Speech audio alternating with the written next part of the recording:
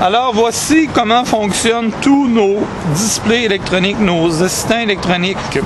Premièrement, il faut soit tourner la clé qui est sur la batterie ou sur la poignée ici. La plupart sont sur la poignée. On tourne la clé. Ensuite, on vient ici, on appuie sur le bouton mode. Quelques secondes. Ensuite, le display électronique allume. Pour l'utiliser, c'est très simple. Alors, il y a deux fonctions possibles. C'est soit qu'on joue avec les flèches ici pour augmenter ou diminuer l'assistance, comme vous le voyez ici dans le bas de l'écran.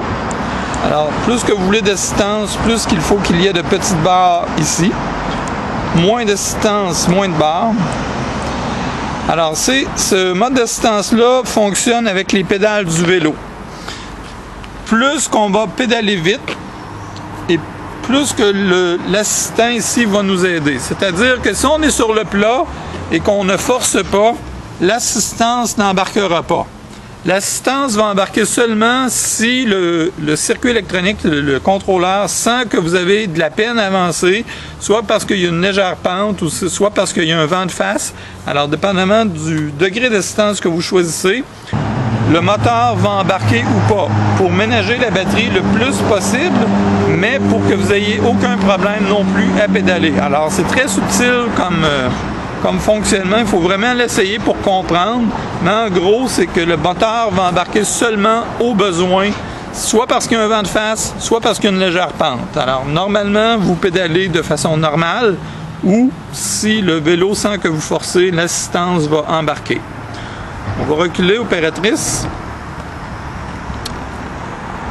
Il y a un deuxième mode au vélo, qui est le mode complètement électrique. Alors, si jamais vous ne voulez pas vous servir des pédales du tout, ben simplement en tournant la poignée ici, cette poignée-là ici, en tournant la poignée, ça va activer le vélo. Alors, à ce moment-là, ça devient un peu comme un scooter électrique ou un moteur, si on veut. Alors, on n'a pas besoin d'utiliser les pédales du tout. Et puis, on va rapprocher ici. Le display est muni de plusieurs fonctions qui sont le fun à utiliser.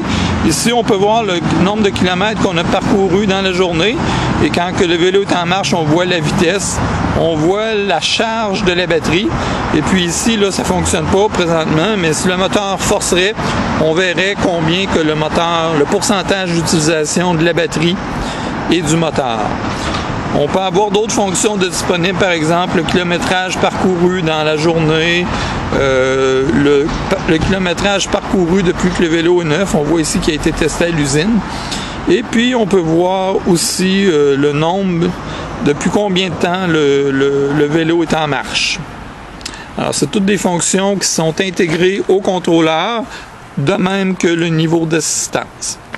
On va faire une démonstration plus tard de comment fonctionne le vélo électrique. Et puis, n'oubliez pas que tous les vélos aussi sont munis d'un dérailleur 6 vitesses. Donc, c'est comme un vélo normal. Si on veut pas qu'on se serve ou non de l'assistance, on peut toujours changer les vitesses en pédalant pour que le vélo soit plus difficile ou plus facile à pédaler. Alors, combiner ici aux 5 niveaux d'assistance, ça vous donne jusqu'à une possibilité de 35 niveaux de pédalage différents. Alors, c'est vraiment là, très pratique. Pour monter les côtes, pour aller sur le plat, c'est vraiment plaisant à utiliser. On peut voir aussi que le guidon est ajustable. On peut ajuster le guidon de haut en bas. Il y a des gens qui aiment ça plus incliné, il y a des gens qui aiment ça plus droit. Alors, on a un ajustement ici qui est quand même assez rapide, qui prend environ 30 secondes pour relever ou pencher le guidon. D'accord? Et puis, on va vous présenter en détail plus tard chaque vélo. Alors, c'était le fonctionnement en gros de notre vélo électrique. Superscooter.ca